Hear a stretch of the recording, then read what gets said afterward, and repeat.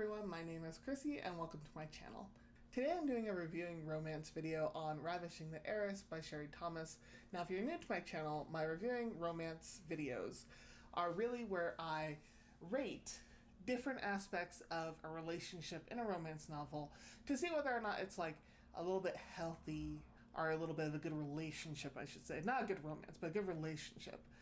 Because I do believe that in some books that you could have a really good romance book, but it's not really a good relationship.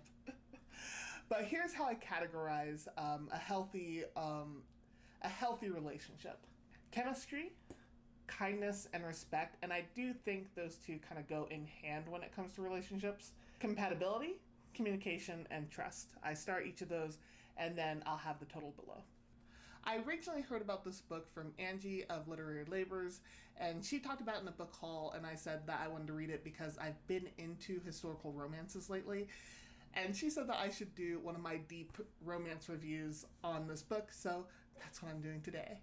This book takes place, I think, during Regency times, or at the very least, like later Regency times, where technology is now starting to gain a hold, but there are still arranged marriages and still people going out to seasons to look for a husband, that kind of thing.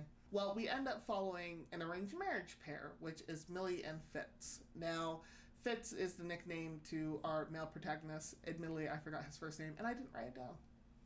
Millie is the daughter of a guy who made his fortune off of canned sardines, and Millie's father really wants his daughter to marry into the aristocracy, and he makes it happen by arranging marriage between Millie and this guy who's an earl. Unfortunately, or rather fortunately, the earl dies, so the earldom goes to Fitz, who is our male protagonist. Fitz was not ready to inherit this earldom, and in fact he already had a plan to join into the military and to marry his high school sweetheart. It's not really high school because they weren't in high school together. His teenage sweetheart, that gal, he wanted to marry her. And so he already had the seeming love of his life when he meets Millie, and so he's kind of miserable going into this whole arrangement because this just wasn't in his plan. However, he does not want to disappoint the people who are counting on him to make sure that this earldom flourishes, because it's still an estate that hires a lot of people, and, you know, it would take care of his sisters and all that kind of good stuff. Millie falls in love with Fitz at first sight. She sees him, she's like, oh, heart eyes, heart eyes, heart eyes. And unfortunately, Fitz is still, strung up on the fact that he is going into this marriage that he doesn't want, and, really pining for the love that he's now leaving. Millie sees that Fitz just does not want any part of this, but he's going through it anyway, and she sees how miserable he is, and she knows that if she sleeps with him, she's just going to fall further in love with him. And so she makes a deal with Fitz and says, you know what, why don't we push back the consummation of our marriage? Like, we don't have to sleep with each other right away. Why don't we wait a few years? And they come to an agreement of 8 years. 8 years, we'll wait, we'll live as if we're single people, with the exception of, the business side of things. But as far as, romantically, we just won't act as that kind of couple. We'll act as more business partners than anything else. So they make this arrangement and say, in 8 years we'll consummate our marriage. Yada, yada, yada, yada. Well, during these 8 years, Fitz and Millie become really great partners and also really great friends. They are very, very fond of each other and have great affection. Now, there was a lot of turbulence to getting there. Like, in the first couple years of their marriage, it was pfft. At any rate, the 8 years is starting to come up, and Fitz and Millie have to kind of figure out what they're going to do from there. And that's the premise of this book. The problem is I don't want to give away spoilers, so I'm going to be a little bit vague about things that happen in the middle and towards the end. Know that this book does bounce from the past to the present. So the present is the 8 years are beginning to end, and the past is the first couple of years of marriage between Fitz and Millie. Before I get into the categories of their romance and of their relationship, I do want to mention a few things in regards to the writing. I really love this book. I am a big fan of pining. I don't know why. That sounds so painful to pine for someone in that way, but I'm a big fan. And Millie pining after Fitz was sometimes painful to read because I really felt for Millie. She constantly worked on a wall and a mask so that Fitz wouldn't know her feelings. And at one point she even tells Fitz that he wasn't the only one who lost someone in this marriage, making it out to be that she had someone else besides Fitz in her mind, which true. But the pining's just really, really good. I liked the back and forth, and the back and forth between the past and present was really clear cut. It was not confusing in any way, and I thought that the author did a really good job of showcasing how their relationship grows. So keep in mind that for the end scoring of these categories, I'm basing it off the end of their relationship and not the beginning. The first category is chemistry. And chemistry I gave half a heart.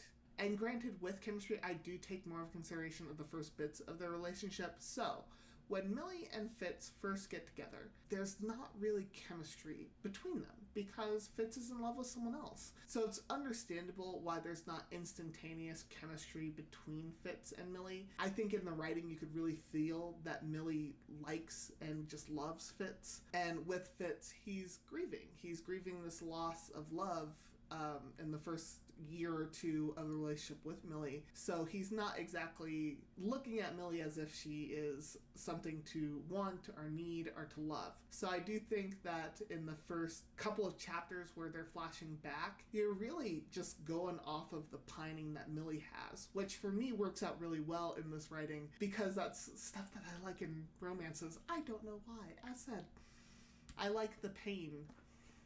The second category is kindness, respect. I gave this a full heart, even though in the beginning of their relationship, there was not a lot of respect or kindness on Fitz's part. And let me pause that right there, because it's not to say that he is outright mean. He didn't call her names, he didn't hit her, he didn't do any of those abusive type things, but he did heavily show how much he was grieving his relationship to the point where he just didn't really think about Millie at all. And Millie, for her part, really bore this well, and she did her best to take care of both herself and Fitz in those really early years. So in their honeymoon, Fitz just gets really, really drunk, and he doesn't really think about how that's affecting Millie at all, and how that looks, because he's just mourning. He's in grief. And so there is some empathy that I have with Fitz, because that can't be easy. But at the same time, for a minute there, I was getting really annoyed with him, because poor Millie is just trying to make it as pleasant for them as possible, and there's Fitz, being like, I've lost my love. We know, Fitz. We know. But I will say that one of the great things with this book is the growth of their relationship. As the years go on, Fitz realizes that Millie is this really brilliant person. She's amazingly kind and wickedly smart, especially in business. And so he starts having feelings of affection towards Millie, that she took care of him and that she continues to be thoughtful towards him. So he starts to be thoughtful back with her. So not only just remembering things like their anniversary and her birthday, but also just going out of his way to make sure that she feels, like she does have really good ideas and that she is brilliant. And even with the relationships that he has outside of his marriage, because he does sow his wild oats frequently, and Millie always tells him to go ahead and do that because of their agreement, but he also makes sure that any lady that he does have a dalliance with doesn't disrespect Millie. So if any gal that he has a relationship with decides to be rude or mean to Millie, he cuts it off. He's like, nope, we're not doing that. You're not more important than her. It is nice to see that as far as their friendship, because I do think that is just a part of their friendship that grew, and that kind of respect for each other. The third category is compatibility, which I did put at a full heart. Now, this would be very different if I was rating based on the beginning of their relationship, because when they first meet, they're just not really compatible. Where Fitz is emotionally and mentally, very different place than Millie. Millie, at a very young age, comes to the conclusion that she's going to have to do things that she just doesn't want to do. She's going to have to enter marriages, and she's just going to hope that it's with a nice man. Whereas Fitz, he had a different expectation. He already had a plan, as said, going into the military, marrying the girl that he fell in love with, and going off and raising a family. And then that doesn't happen. His expectations, since they weren't met, very different place than Millie, who has very practical expectations for her place in the world. One of the many things I loved about this book is that you got to see them grow together and as individuals. And one of the ways in which they grow is that they become this force of nature within the business of canned goods. Like, they managed to make it so that the money coming in is stable, and that they can take care of like their sisters when they need to, or Fitz's sisters when they need to, if they need to, and they can take care of the estate, and their money problems are over with, and they renovate the house that they're living in. So they manage to make it work, and they become a really great team. And the author does a really good job of showcasing just how much they suit each other towards the end of the book. So how much they grew together and really came to rely on each other and always want each other around. So fantastic job by the author of doing that. Next up is communication.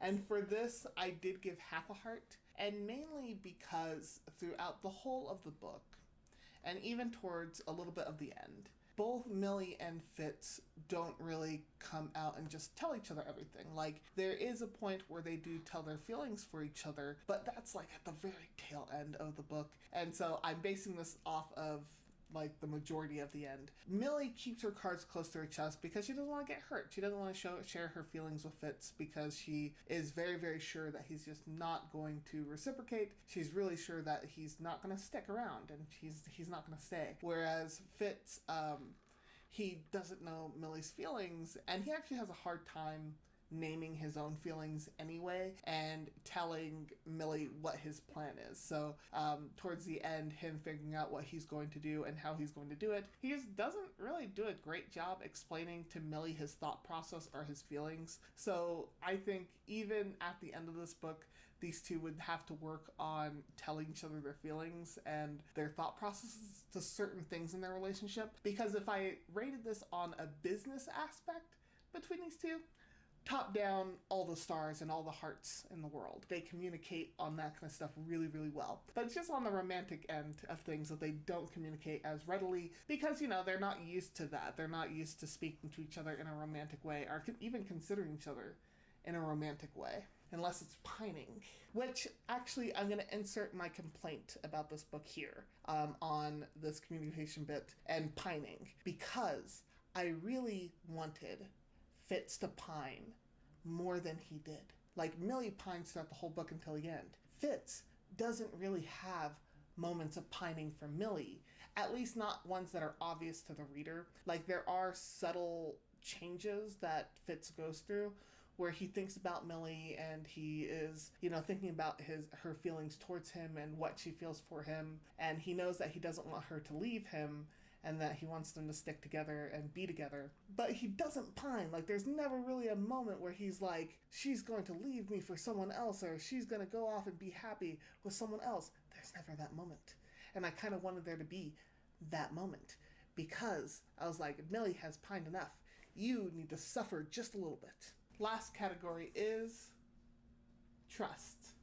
I ended up giving a full heart, even though I was tempted not to give a full heart, because them not telling each other their feelings leads to thinking that they don't trust each other with those feelings. But thinking back on their whole relationship throughout the book, I actually feel like they trust each other quite a bit. In fact, their whole thing is that they can rely on each other, that they're going to do the right thing, that they're going to make sure that their decisions are based on what's best for them as a pair and also their family, and including like Fitz's sisters and everyone else who is on the estate. So I think that there's a lot of trust between these two. So that brings a total of 4 hearts, which I think is a really healthy and good relationship between the two. Of course, they're going to need to work on that communication style, and there's not really a good way to fix the beginning of their chemistry, but as long as they keep up their chemistry in the long run, then that's the good thing. As I complained about before, my only complaint with this book is that Fitz did not suffer enough. He did not pine. He didn't have the, crisis of confidence that Millie kept having throughout the whole book. But otherwise, I actually think this is a really great historical romance. I highly suggest it if you're looking for, especially friends to lovers, and also that one-sided pining throughout the book. Thank you so much for hanging in there with me with my reviewing romance. Please tell me what you thought of the book if you've read it, or what you think of this review style. It's great to get back into reviewing books. I was in class for this whole summer, and classes have finally ended, and I'm now getting a little bit of me time back. so that I can do stuff like this. So thank you so much for sticking around, and hopefully I can get more book reviews out there. As always and forever, may get lost